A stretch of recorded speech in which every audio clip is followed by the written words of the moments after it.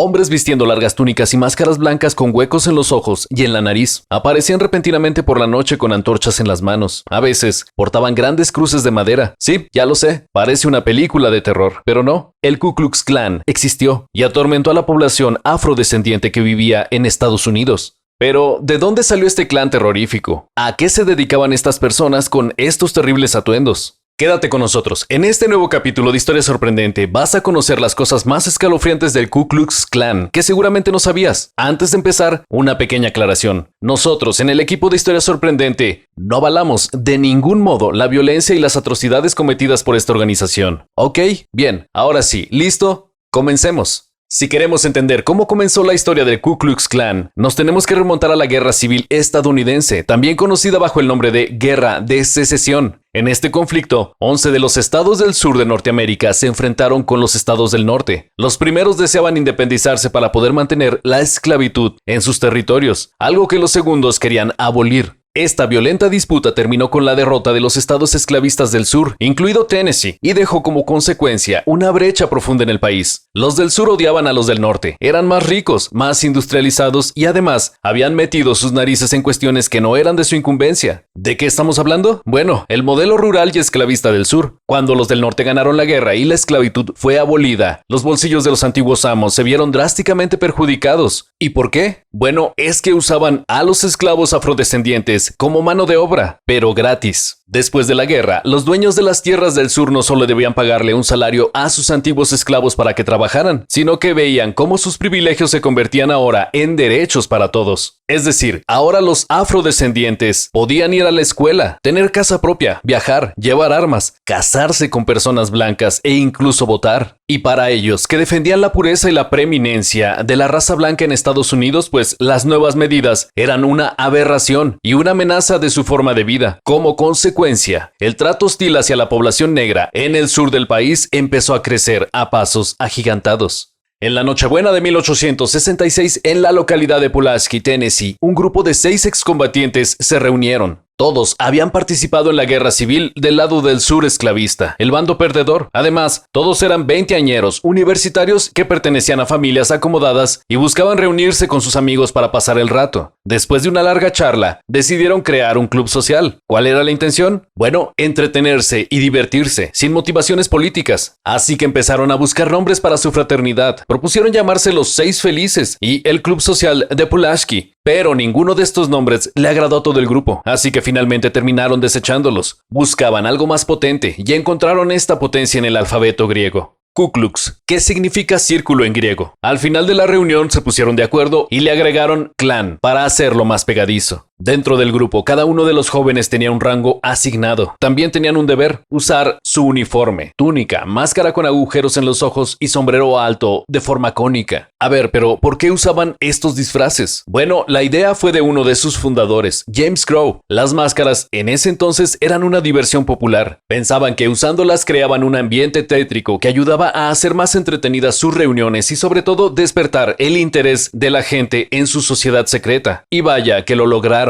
Después de varias reuniones, tomaron una importante decisión: reclutar nuevos jóvenes. Y es que al ser siempre los mismos, pues empezaban a aburrirse. Es por esto que la nueva regla indicaba que cada uno de los miembros podía llevar un nuevo participante. Este podía vivir en cualquier ciudad y pertenecer a cualquier familia. ¿Cuál era la única condición? Se tenía que comprometer a guardar el secreto sobre el club, sus miembros y su vestimenta. Ok, vaya. ¿Tú hubieras asistido a una reunión con gente vestida con capuchas blancas en forma de pico? Sinceramente yo paso. A ver, pero si en un comienzo el Ku Klux Klan era solo para divertirse y pasar el rato, ¿cómo fue que terminó siendo la organización terrorista más escalofriante y siniestra de los Estados Unidos? Bueno, independientemente de su inocente intención inicial, lo cierto es que tardó muy poco en convertirse en un instrumento de terror. Y es que sus miembros eran todos hombres blancos que consideraban que la esclavitud era un hecho natural. Así que al poco tiempo de su creación empezaron a hacer bromas pesadas y darle sustos a los afroamericanos que habían ganado su libertad. ¿Y cuál era su favorito? Ok, por las noches se divertían montando sus caballos, llevando antorchas encendidas e intimidando a todo afrodescendiente que se cruzara en su camino.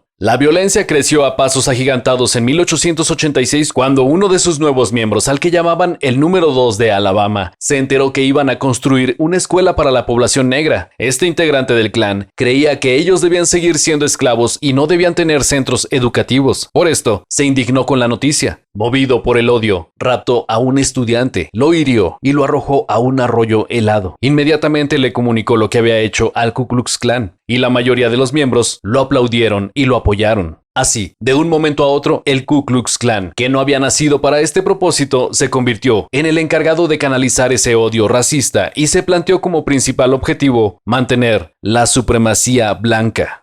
La violencia crecía minuto a minuto. En este escenario, en marzo de 1867, el gobierno federal, intentando calmar la violencia, puso en marcha el llamado periodo de reconstrucción. Básicamente puso a generales norteños al mando de las milicias del sur. Y por supuesto, estar bajo ocupación militar fue interpretado por los sureños como una humillación y una amenaza a su orden social. A partir de este momento, el Ku Klux Klan comenzó a ser concebido como una organización necesaria para la resistencia contra el ataque de los del norte. Además, la organización comenzó a tener el apoyo de las autoridades locales y de los miembros del Partido Demócrata, que en aquel entonces tenían muchos adherentes en el sur del país. ¿Y por qué los apoyaban? Bueno, lo que ocurría es que los políticos locales rechazaban el control militar al que los había impuesto el gobierno federal, y paulatinamente comenzaron a ver con buenos ojos la lucha del Ku Klux Klan. En este entonces, el Ku Klux Klan no era una organización centralizada, era un conjunto de bandas criminales integradas por hombres blancos de entre 18 y 35 años de edad de clase media alta, que habían visto caer sus privilegios frente a la abolición de la esclavitud. También había algunos veteranos confederados que veían en el Klan una oportunidad para revivir la excitación de la guerra. En apenas 3 años, el Klan contaba con más de 500,000 de miembros. Sí, 500,000 de miembros en 3 años. Eso es mucha gente. Todos se unieron bajo un mismo propósito: asegurar la supremacía de los blancos, algo que ellos veían como una causa noble y patriota. Ok. ¿Y qué hacían? Bueno, actuaban violentamente. Por la noche asaltaban a personas negras, las raptaban o las amenazaban de muerte. Hombres, mujeres, niños, no había ninguna distinción. A todos los agredían físicamente. Las palizas, las flagelaciones, torturas y asesinatos se hicieron algo habitual en el sur de los Estados Unidos en la década de 1860. En el estado de Luisiana, en 1868 se registraron 1,081 muertos y cientos de heridos. ¡Wow! Sí, la organización en total se cobró miles de víctimas mortales. Para el Ku Klux Klan, las figuritas estrellas eran los políticos negros que agitaban el sentimiento identitario afroamericano. Ellos eran el blanco de la organización. Si no podían herirlos físicamente, intentaban hacerles daño a través de otras vías. Noticias falsas en los periódicos locales, asaltando a sus hijos cuando salían de la escuela, amenazándolos de muerte o destrozando sus propiedades. En 1869 la presidencia de los Estados Unidos fue ocupada por los republicanos nuevamente. Alarmados por las atrocidades que acontecían en el sur, decidieron tomar cartas en el asunto. El presidente Ulysses Simpson Grant, excomandante del ejército norteño, no solo reconoció el derecho al voto de los afroamericanos, sino también aprobó la Ku Klux Act, que permitía el arresto de los miembros del Klan. Gracias a esto, la violencia del club de amigos con máscara blanca fue menguando poco a poco. Y muchos pensaron que el Ku Klux Klan había sido totalmente desmantelado con las nuevas normas del gobierno, pero la violencia no desapareció por completo durante los años siguientes. Sus miembros no se habían esfumado por arte de magia, claro que no. Estaban esperando el momento justo para actuar, y cuando veían la oportunidad, lo hacían. Los ataques a afrodescendientes continuaron esporádicamente. Además, para los integrantes del Klan no había sido una derrota. Muchos de sus objetivos se habían cumplido. Habían asesinado a miles de personas negras y aún con las leyes, la población africana seguía sufriendo la marginalidad y la segregación. A comienzos del siglo XX, la semilla que el Ku Klux Klan había sembrado floreció nuevamente. Con la Primera Guerra Mundial se produjo una nueva oleada de migrantes negros desde el sur hacia las zonas industrializadas del norte. Los miembros del Klan que habían actuado silenciosamente durante años reaparecieron. Esta vez contaban con el apoyo de los medios de comunicación y de Hollywood, que se transformó en su principal aliado. Sí, la película El nacimiento de una nación, que glorificaba a los miembros del Klan y presentaba su accionar como un comportamiento patriótico, fue un éxito en los cines. Días antes de su estreno, los miembros de la organización prendieron fuego a una cruz en la cima de un monte en Atlanta para declarar que el Klan había vuelto.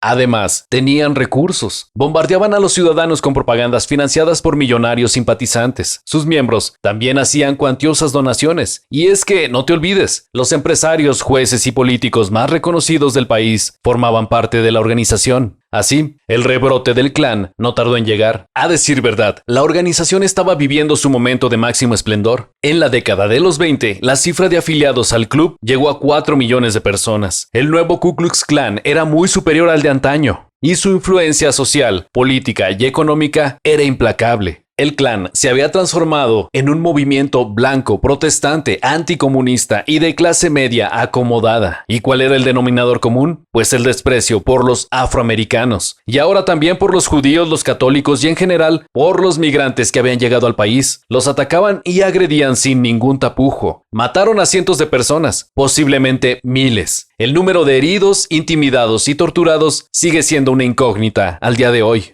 Pero llegó la Gran Depresión e hizo estragos en la organización y marcó el punto final de su época dorada. A partir de allí, empezó a perder adeptos e importancia. El Ku Klux Klan se transformó en un disperso conglomerado de pequeños grupos que actuaban independientemente a través del terror, usando bombas y asesinando gente inocente. El atentado más grave ocurrió en el año 1963, en una iglesia afroamericana de Alabama. La explosión provocó la muerte de 4 niñas y decenas de heridos. Este hecho desató una protesta masiva con repercusión en todo el país. A partir de entonces, el Klan comenzó un paulatino declive que perdura hasta el día de hoy. Esperemos que así sea. ¿Tú ya sabías cómo había nacido el Ku Klux Klan? ¿Has visto alguna película o documental en donde aparezca esta organización o se relaten las atrocidades que ha cometido? ¿Qué te parece si nos dejas un comentario? Mientras lo haces, no olvides ver uno de estos otros videos de nuestra sorprendente y muchas veces tristemente bastante xenofóbica historia. Hasta la próxima.